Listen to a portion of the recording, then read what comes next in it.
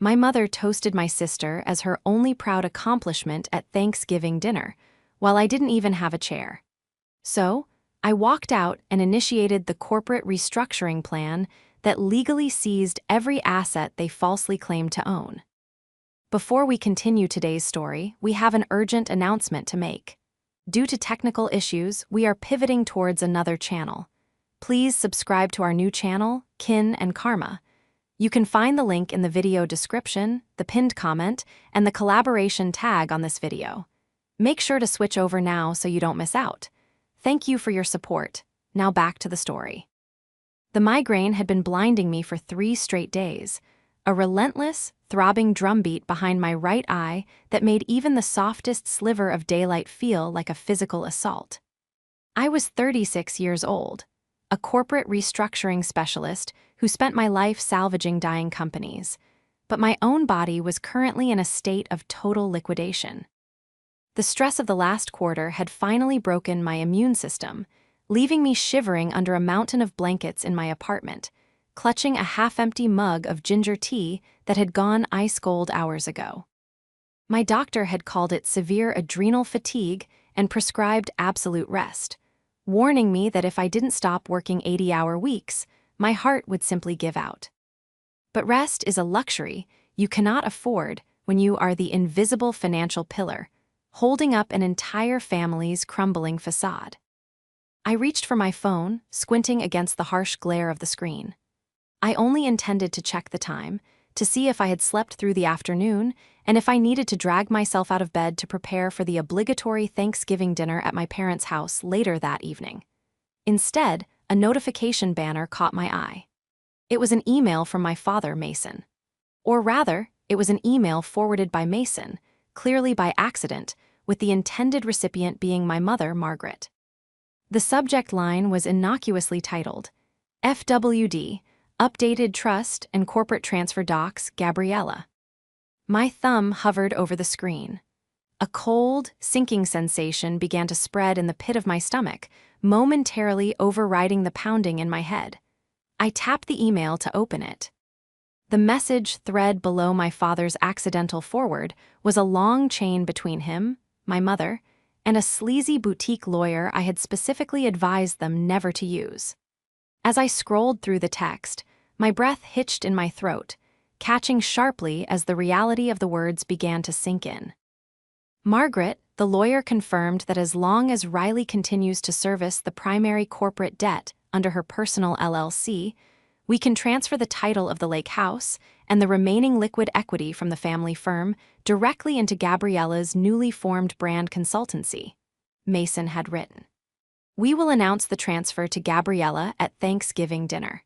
It will be her official inheritance early. We just need to keep Riley distracted and make sure she doesn't review the Q4 ledger until the ink is dry. Below that was my mother's reply. Thank God, Gabriella deserves a fresh start without being weighed down by all that ugly corporate debt. Riley is built for the stress. She's practically a machine anyway. She won't even notice until next year, and by then, Gabriella will be established. It's the only way to ensure at least one of our daughters has a life to be proud of. I read the words again, and then a third time. Riley is practically a machine anyway. All that ugly corporate debt. I had spent the last 7 years slowly, painstakingly bailing my parents out of a massive, multi-million-dollar insolvency crisis that my father had caused through sheer incompetence.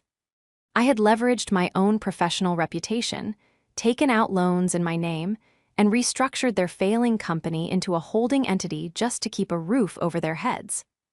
I had sacrificed my 20s, my relationships, and now my health entirely for them. And here they were, actively conspiring to strip the only remaining assets of value out of the company, gift them to my younger sister Gabriella, and leave me holding a bag of toxic, crushing debt that would financially ruin me forever. The room spun.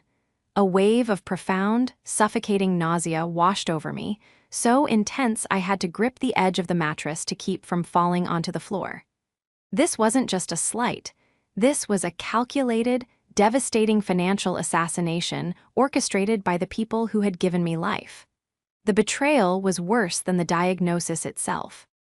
For almost an hour, I simply sat in the silent gloom of my bedroom, the blue light of my phone screen long extinguished. The physical pain in my body was entirely eclipsed by a cold, hollow numbness that seemed to echo in my chest. My mind, usually a rapid-fire processor of spreadsheets, risk assessments, and strategic forecasts, was completely blank. I felt like a building that had just undergone a controlled demolition, waiting for the dust to settle before the wreckage could be surveyed. The silence was shattered by the harsh, vibrating buzz of my phone against the wooden nightstand. I flinched, my eyes darting to the caller ID. Mom. I let it ring 3 times, taking a slow, shaky breath to steady my racing heart. I pressed the phone to my ear. Hello. Riley, honestly, are you still sleeping? Margaret's voice was sharp, a familiar tone of perpetually irritated disappointment that I had heard my entire life. There was no hello, no inquiry about my severe illness, just immediate, grating impatience. Dinner is at 6. The caterers are already setting up, and Gabriella is bringing 3 of her new clients. I expect you to be here, and please, try to look presentable this time. Don't wear one of those drab gray corporate pantsuits. It's Thanksgiving, not a board meeting. I closed my eyes, visualizing the email thread still sitting in my inbox. She's practically a machine anyway. I'm still very sick, Mom, I said, my voice hoarse, devoid of its usual accommodating warmth. My fever spiked again last night. Oh, for heaven's sake, Margaret sighed heavily into the receiver, the sound dripping with theatrical exhaustion. You always do this, Riley. You always find a way to make everything so difficult right when we need things to be perfect for Gabriella. She has had a very stressful month launching her new brand, and she needs family support today. Take a pill, drink some coffee, and get over here. And don't bring up work tonight. Nobody wants to hear about your depressing spreadsheets while we are trying to celebrate. She didn't wait for my response. The line went dead with a sharp click. I pulled the phone away from my ear and stared at the dark screen. The sheer audacity of her demands, the casual cruelty woven into every syllable, was staggering. She wanted me there not as a daughter, but as a prop. A quiet, drab background character to sit silently while they celebrated the sister who was actively being handed the fruits of my decade of grueling labor. They wanted me to smile and pass the cranberry sauce while they finalized my financial execution. I slowly pushed the heavy duvet off my legs and swung my feet over the edge of the bed. The room tilted dangerously, and a wave of dizziness forced me to grip the nightstand, my knuckles turning white. I forced myself to stand. The weakness in my legs was profound, a physical manifestation of the exhaustion that had plagued me for years. But as I stood there in the quiet of my apartment, the numbness began to recede, replaced by a slow, burning ember of crystalline focus. They thought I was just a machine, a mindless drone who would blindly process their debts and absorb their abuse without question. They thought they could outmaneuver a senior restructuring specialist in a game of corporate asset transfer. I walked over to my desk, my reflection in the dark monitor showing pale skin and dark, bruised circles under my eyes. I looked terrible. I looked exactly like a woman on the verge of total collapse. Good. Let them think I was weak. Let them think their plan was moving forward flawlessly. I reached down and powered on my computer, the screen flaring to life and casting a harsh, unforgiving light across my face. They thought they had secured their future and destroyed mine with a few signatures from a cheap lawyer. But they had forgotten one crucial thing. To understand the sheer magnitude of the delusion my family operated under, you have to understand the history of the family business. Decades ago, my father, Mason, had inherited a highly lucrative regional logistics firm. But Mason was not a businessman. He was a man who liked the idea of being a businessman.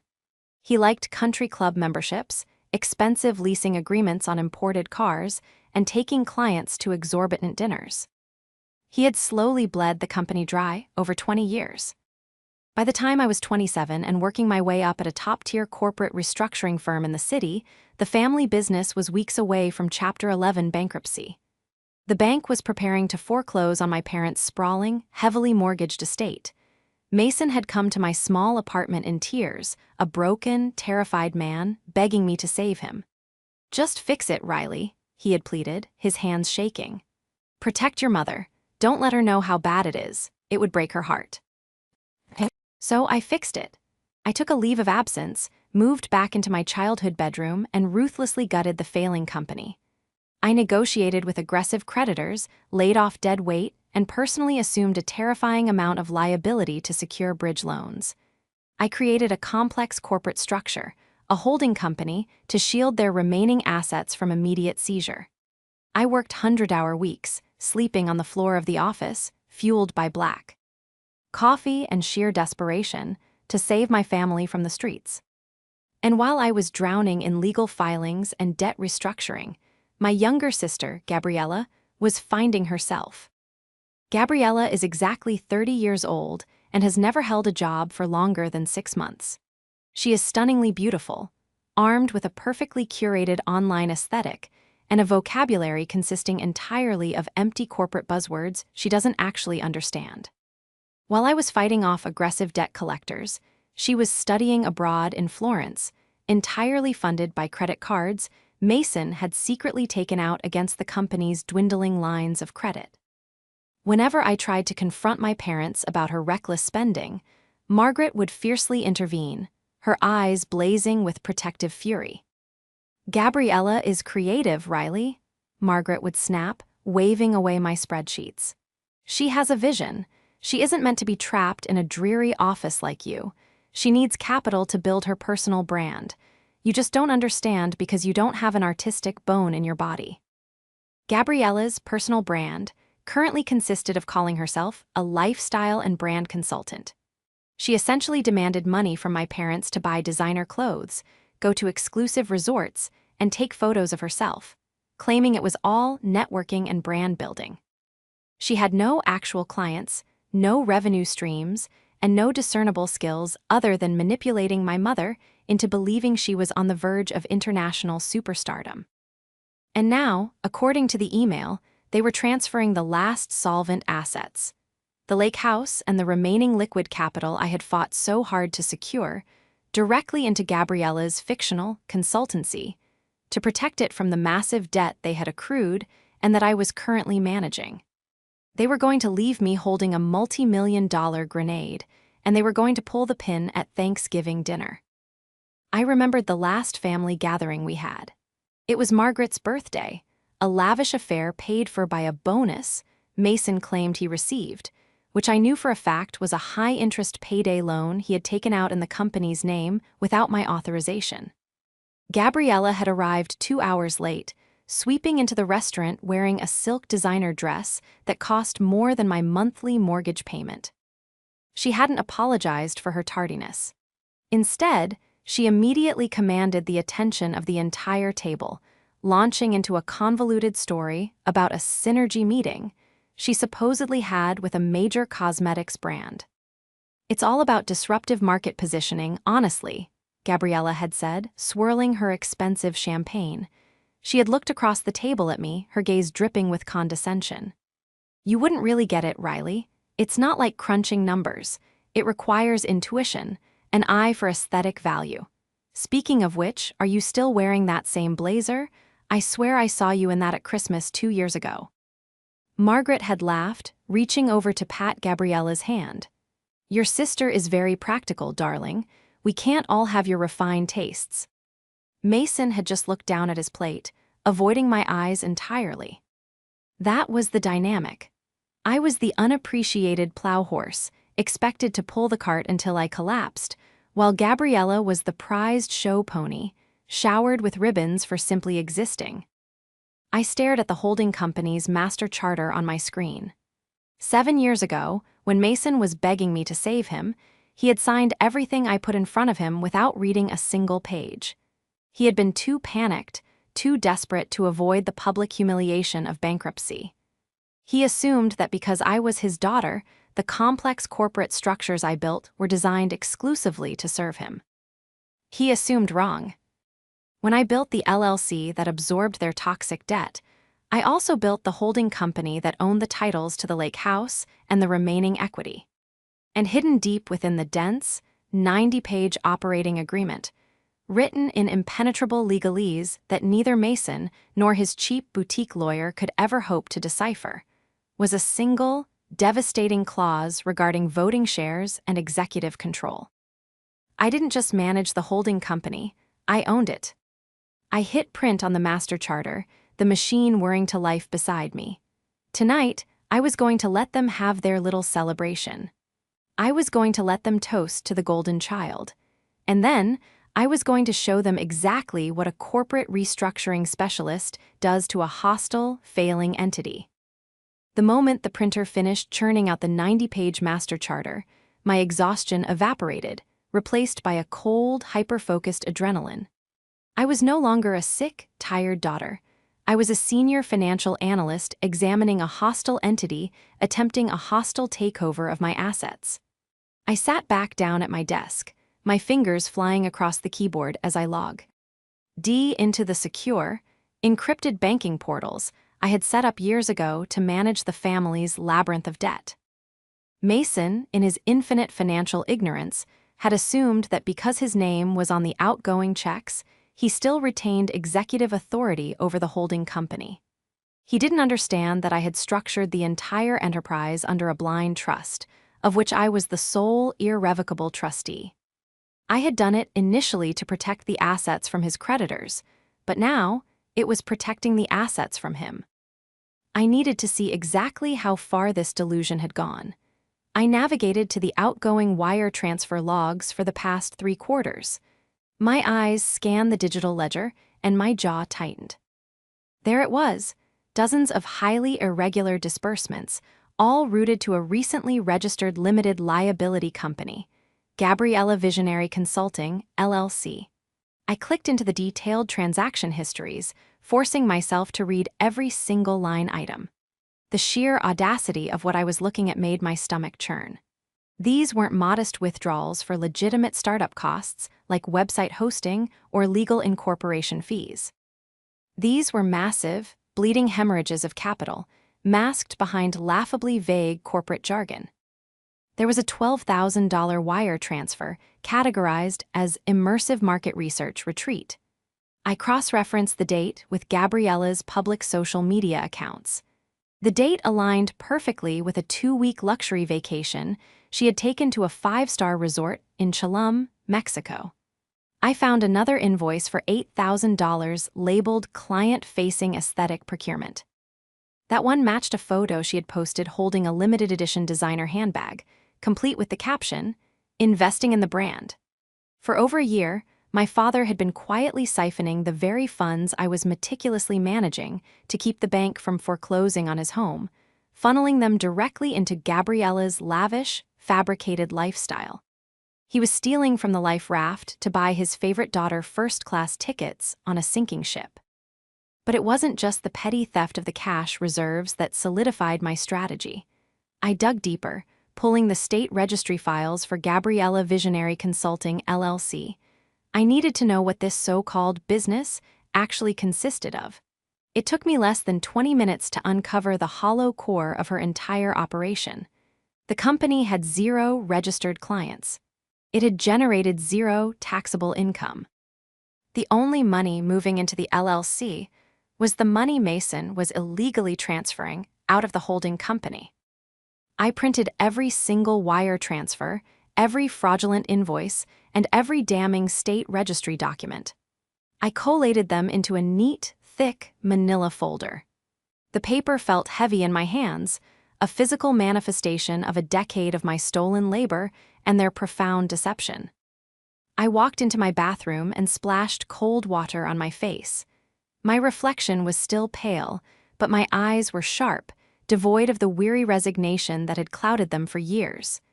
They wanted me to be the quiet, dependable machine. They wanted me to sit at their table and smile while they celebrated my ruin.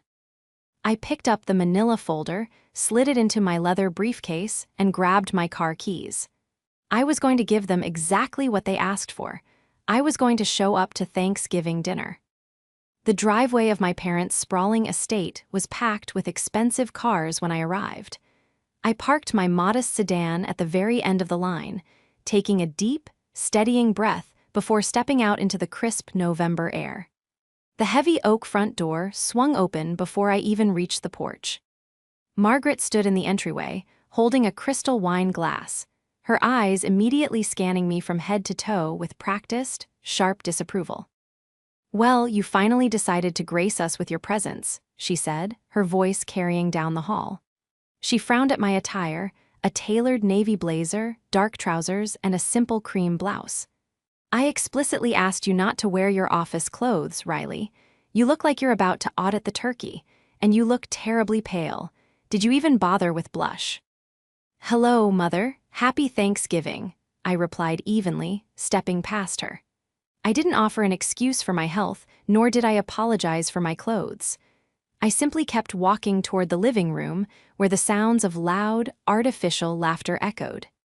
The living room was warm, smelling of roasted garlic, expensive candles, and sheer entitlement. Gabriella was perched on the edge of the velvet sofa, holding court. She wore a stunning emerald green silk dress, her hair perfectly styled. Surrounding her were three people I had never seen before, two women and a man, all dressed in equally flashy, overly trendy clothing. And so I told the branding executive, "If you don't understand the synergistic flow of the demographic, you're just throwing capital into a void," Gabriella was saying, waving her manicured hand in the air. The three strangers nodded vigorously, murmuring their absolute agreement.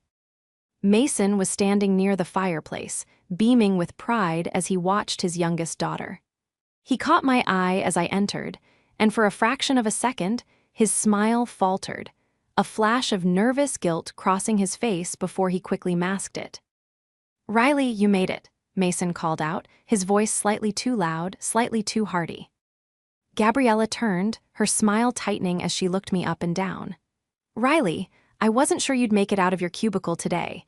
Everyone, this is my older sister, Riley. She does math for a living." The three strangers offered polite, slightly pitying smiles. "Actually, I'm a corporate restructuring specialist," I said, my voice calm, projecting effortlessly across the room. I walked over and extended my hand to the man sitting closest to Gabriella. "Riley, nice to meet you. You must be one of Gabriella's new clients." The man shook my hand, looking momentarily confused. "Oh, no, I'm Derek. I'm a DJ. Gabriella and I are collaborating on a lifestyle soundscape project."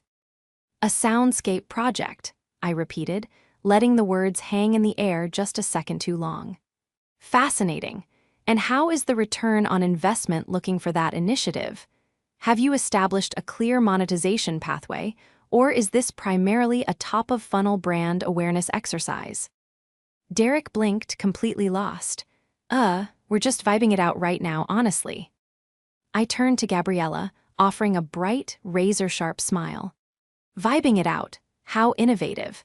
I was actually looking at your corporate filings this afternoon, Gabriella. Gabriella Visionary Consulting LLC, correct? I noticed something incredibly interesting about your revenue streams." The room went dead silent. The clinking of glasses stopped. Gabriella's perfect posture stiffened, her eyes narrowing. "Why are you looking at my business filings, Riley? That is completely inappropriate."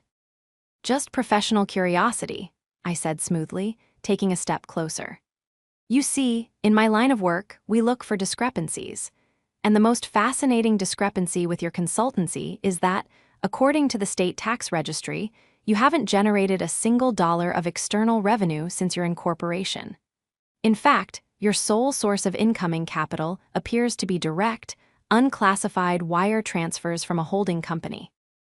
Gabriella's face flushed a deep, furious red. She stood up abruptly. "You have no idea what you're talking about. My business is in the aggressive growth phase. I am building equity.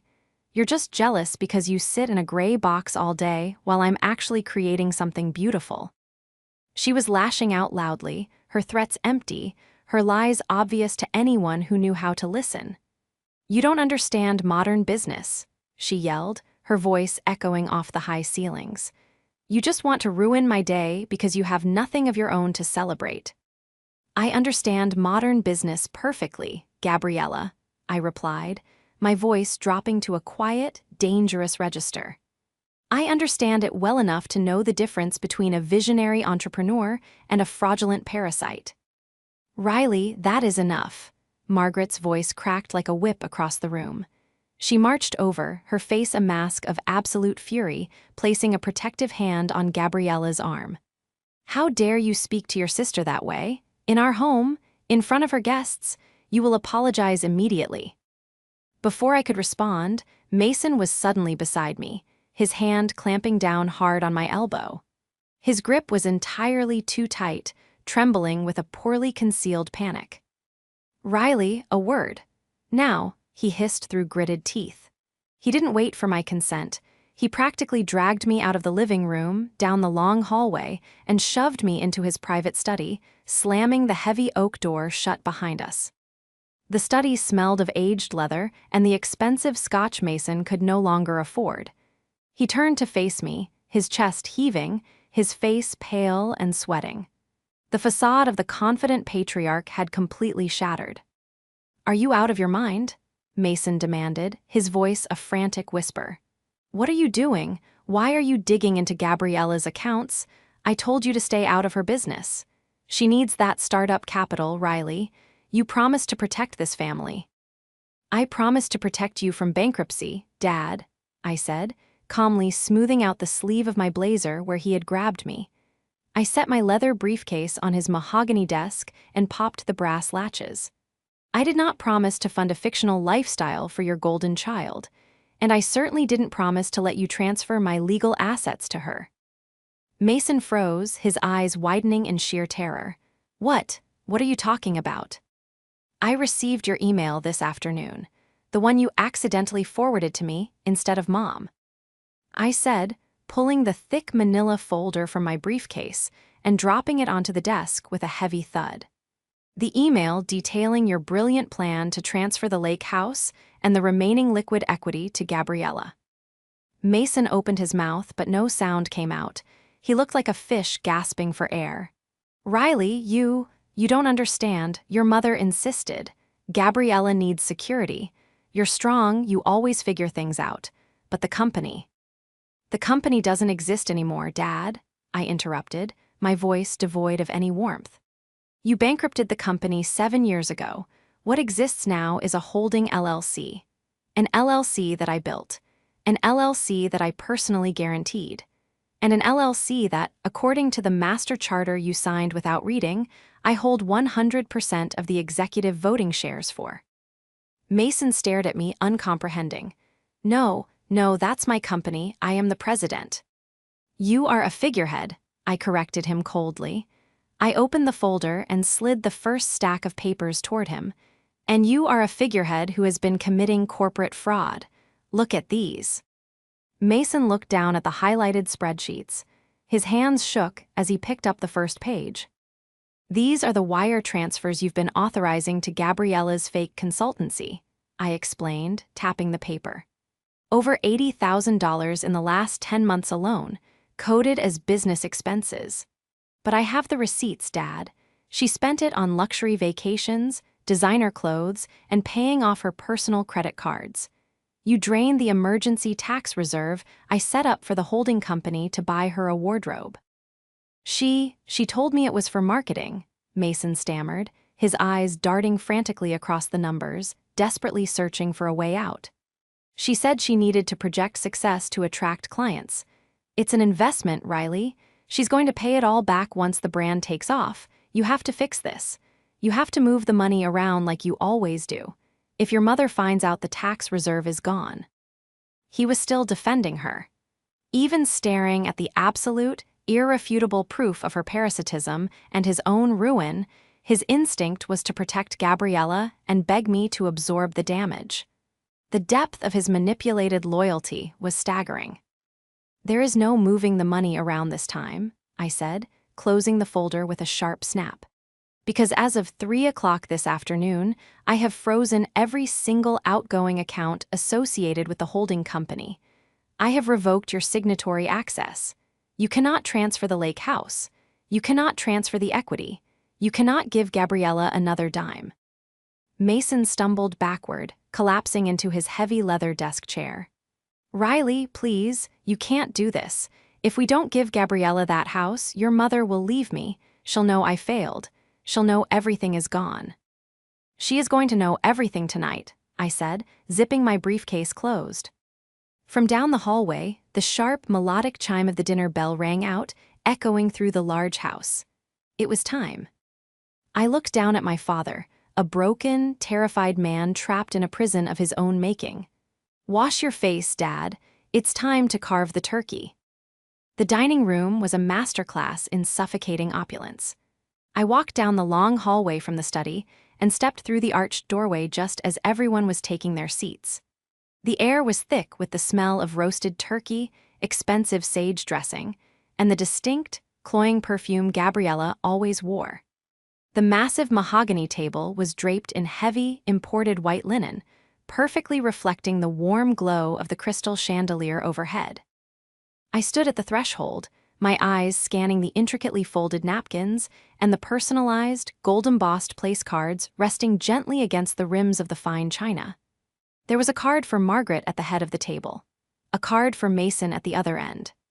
Gabriella was seated like royalty in the direct center, flanked by her 3 guests, Derek the DJ, and the 2 young women whose names I hadn't bothered to learn.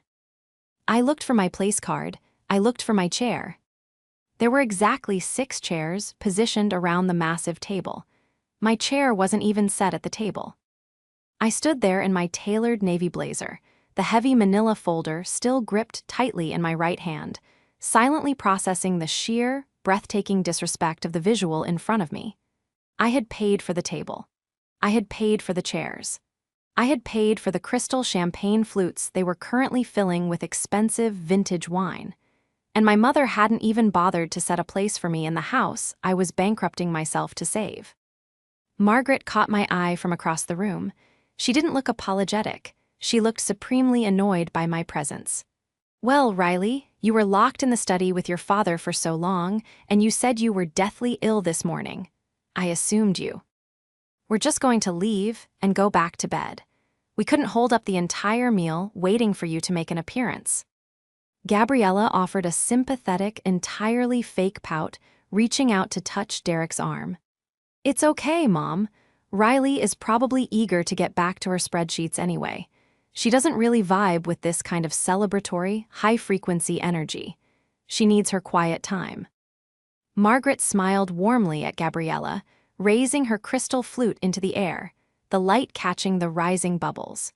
She reached over and tapped her silver spoon against the glass, the sharp, melodic ringing cutting through the ambient noise of the room and demanding absolute attention. "Everyone, please," Margaret announced, her voice adopting a theatrical, sweeping cadence. "Before we eat this wonderful meal, I want to make a very special announcement. Today is a day of giving thanks, but it is also a day of recognizing true, visionary success and embracing the future." She turned her gaze entirely away from me, focusing her absolute, undivided adoration on my younger sister. "Let's toast to the only child who actually made us proud," Margaret said, her voice dripping with profound emotional sincerity. "To Gabriella and her beautiful, flourishing new empire." The 3 guests immediately raised their glasses, murmuring their enthusiastic agreement. Everyone turned to my sister and clapped. Gabriella beamed, a picture of flawless, triumphant validation, raising her own glass to accept the applause of the sycophants she had gathered. I didn't yell, I didn't cry.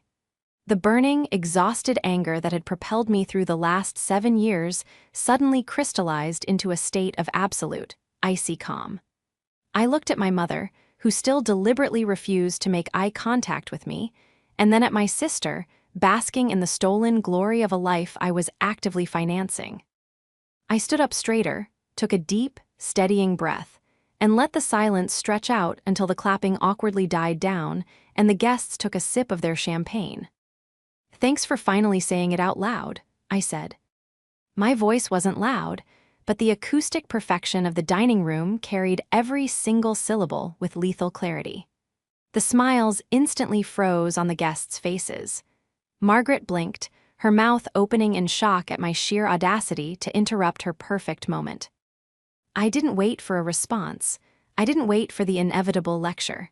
I simply turned on my heel and walked back out into the hallway, heading straight toward the front door. "Oh, don't be so incredibly dramatic, Riley," Margaret called out from behind me, her voice tinged with sharp exasperation. "We're trying to have a nice dinner. Stop making everything about you." I kept walking.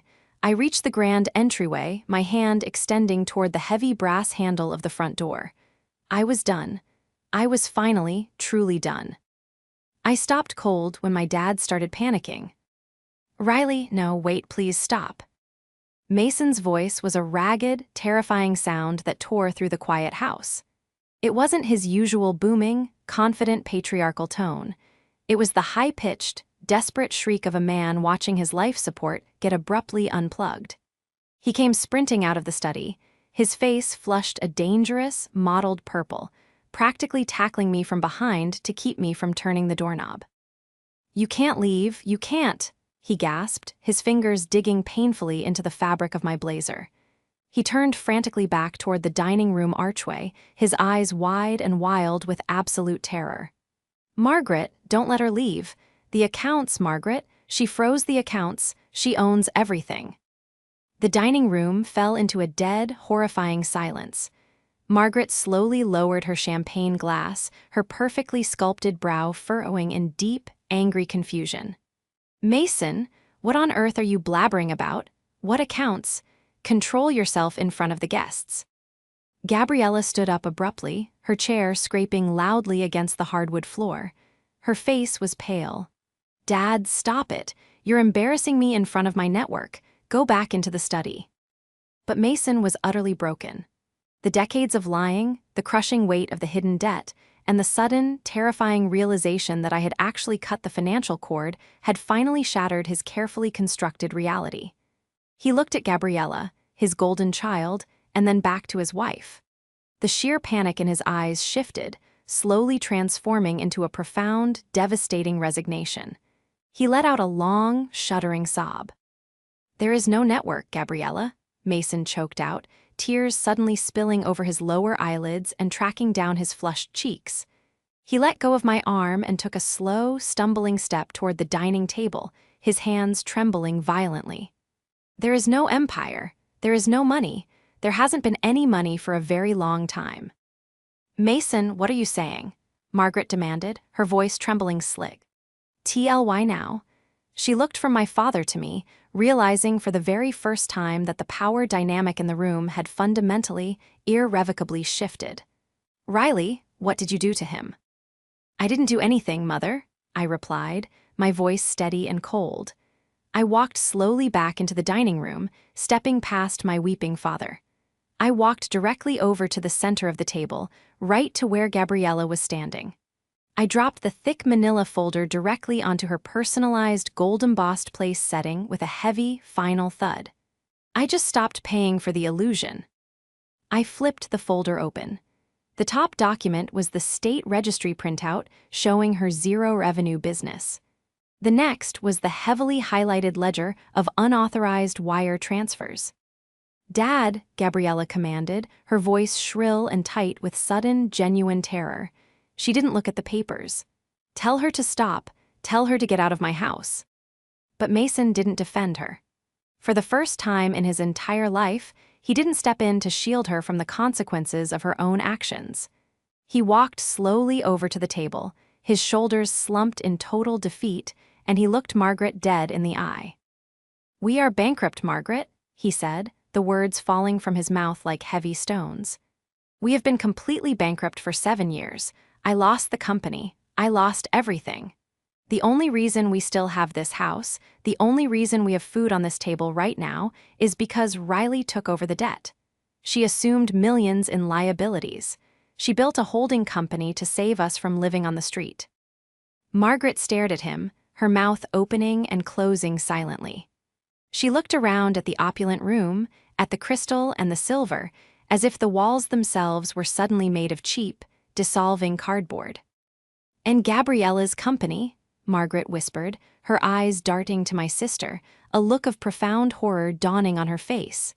"The startup capital you gave her is a massive, illegal fraud," I stated firmly, pointing to the spreadsheets so the guests could clearly see the numbers. I looked directly at Derek and the two women, who were now shifting incredibly uncomfortably in their seats, realizing they had blindly walked into a catastrophic family financial execution.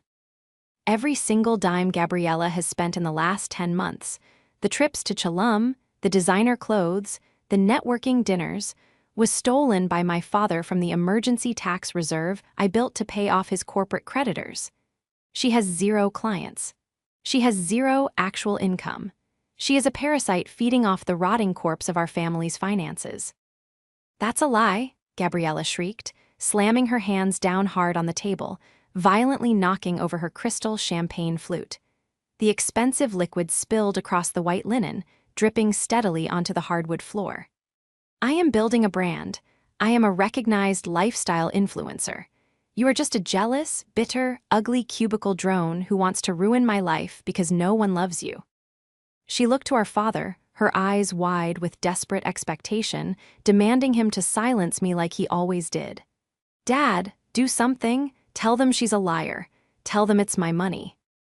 Mason looked at Gabriella. He looked at the spilled champagne dripping onto the floor, at the highlighted wire transfers exposing his crimes, and then at me, his exhausted, physically ill, fiercely competent daughter who had sacrificed her youth to save his foolish pride. "No," Mason said. The word was quiet, but it carried the immense weight of a dying star. He stood up a little straighter, wiping the tears from his face, a sudden, desperate strength washing over him as he finally abandoned the lie he had lived for a decade. "No more, Gabriella, I'm done," Mason said, his voice gaining a newfound, tragic firmness. "I am done stealing from your sister to buy your affection. I am done pretending you are a success while she works herself into the hospital. I will not lie for you anymore." He turned to Margaret, closing his eyes in deep shame. "I'm sorry, Maggie. I'm so sorry. I was a coward. But Riley is the only reason we aren't sleeping in a shelter, and we treated her like absolute dirt." Margaret physically staggered backward, collapsing heavily into her chair at the head of the table. She stared at Gabriella, her golden child, seeing her clearly for the very first time. Not as a visionary entrepreneur, but as the incredibly expensive, cruel consequence of their own terrible, enabling parenting. Gabriella looked around the room, hyperventilating as she realized she had completely lost control of the narrative. She turned to Derek the DJ, plastering on a frantic, terrifyingly fake smile. "Derek, please, you know my vision. You know the synergy we discussed." "Look, man, I'm just gonna go," Derek muttered, standing up so fast his chair nearly tipped over. He grabbed his coat from the back of his seat, refusing to make eye contact with her. The other two women were already standing up, their faces pale with profound, agonizing second-hand embarrassment. "This is way too intense for me, honestly. Good luck with all of the legal stuff." They scrambled out of the dining room without another word, the heavy front door clicking shut behind them, leaving the four of us standing in the suffocating, ruinous silence of a destroyed Thanksgiving. The golden child's fake empire had fallen, and I hadn't even had to raise my voice. The aftermath of that Thanksgiving dinner was swift, legally brutal, and incredibly liberating. I didn't stay to eat the turkey. After my father finally confessed the truth and shattered Gabriella's facade, I simply picked up my empty folder, walked out the front door, drove back to my apartment, crawled into my own bed, and finally allowed my exhausted body to genuinely rest. My fever broke the next morning, and with it, the suffocating, decade-long fever dream of my family's toxic manipulation finally ended forever. On Monday morning, I arrived at my corporate restructuring firm not as a senior analyst managing a client's portfolio, but as a client desperately in need of my own firm's services. I sat down in the glass-walled conference room with my senior partners and our chief legal counsel. and I laid out the exact parameters of my father's extensive embezzlement from the holding LLC I exclusively controlled. Because the holding company was a legally distinct, registered entity, and because I was the sole managing trustee with absolute executive authority, Mason's unauthorized wire transfers to Gabriella Visionary Consulting, LLC, constituted severe corporate fraud and direct theft. I explained to my partners that I was legally obligated to report the missing capital immediately, lest the IRS audit the accounts and view the missing tax reserve as my own personal criminal liability.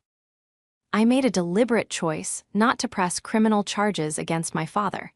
I simply couldn't bring myself to put an aging, utterly broken man in federal prison. But I did initiate immediate, aggressive asset reclamation proceedings against my sister to recover the stolen funds. The legal notices hit Gabriella like a runaway freight train.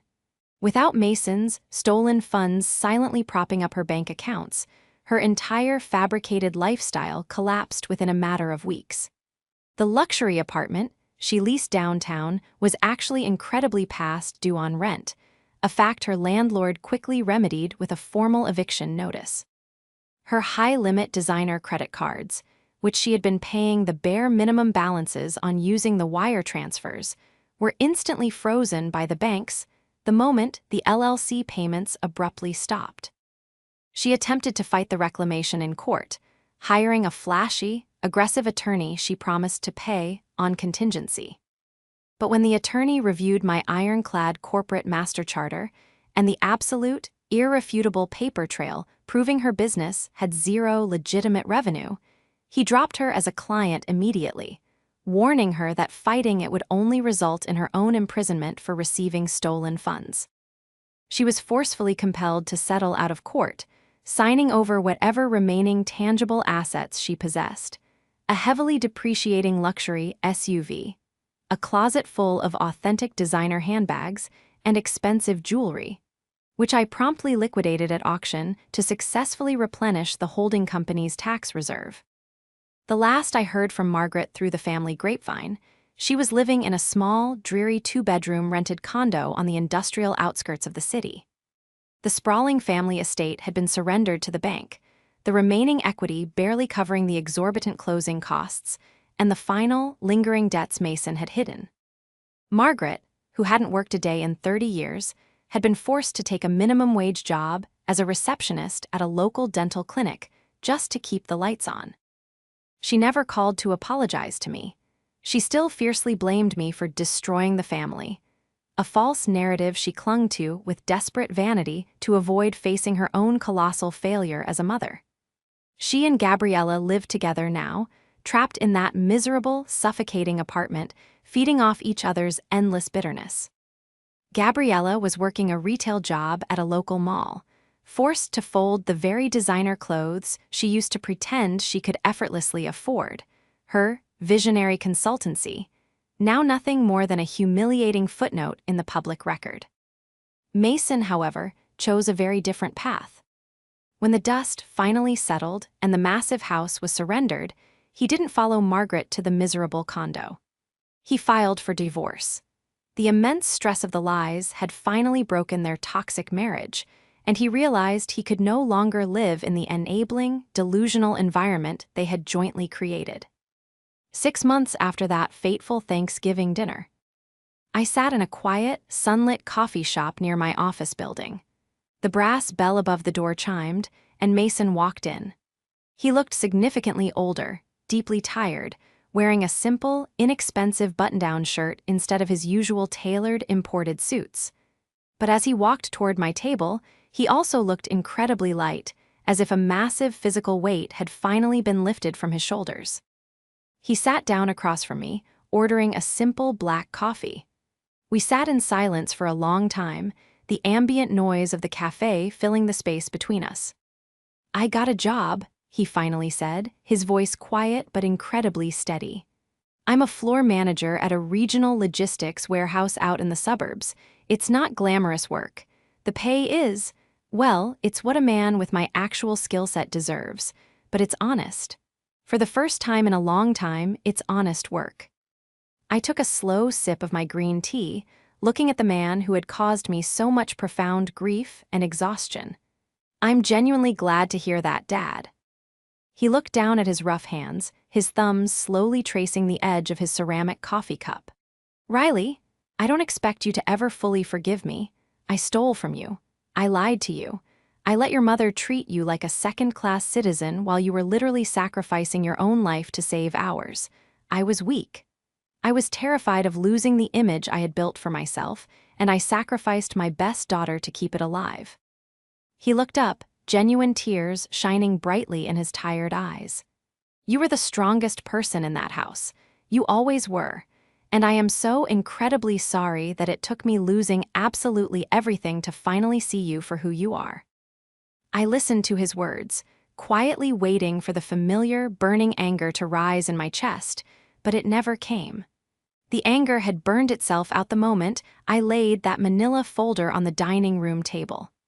All that was left in its place was a quiet, profound sense of peace. I forgive you, Dad, I said softly, and to my own surprise, I meant it. But the financial boundaries remain permanent. I will never manage your accounts again. I will not bail you out if you overdraw your checking account. Our relationship moving forward is strictly as a father and daughter, nothing more. Mason nodded vigorously, a single tear slipping down his weathered cheek. I wouldn't ask you for a single dime, Riley. Never again. I just want the chance to know my daughter. We spent the next hour just talking. Not about crushing debt, or complex corporate structures, or Gabriella's latest catastrophic disaster, but about books we were reading, about the changing weather, about life. It was the very first normal, honest conversation I had had with my father in over a decade.